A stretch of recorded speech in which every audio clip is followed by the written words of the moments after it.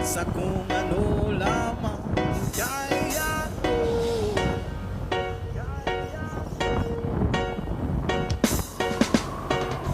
Bigang-biga na sa mga problemang di masolusyonan agad.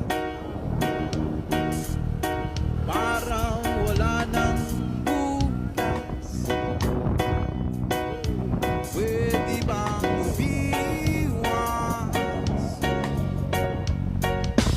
Hinahanap ang sarili ngunit di nakakayanin sa ligaw na dinadaanan ko. Saan na to patungo? Saan ako patungo?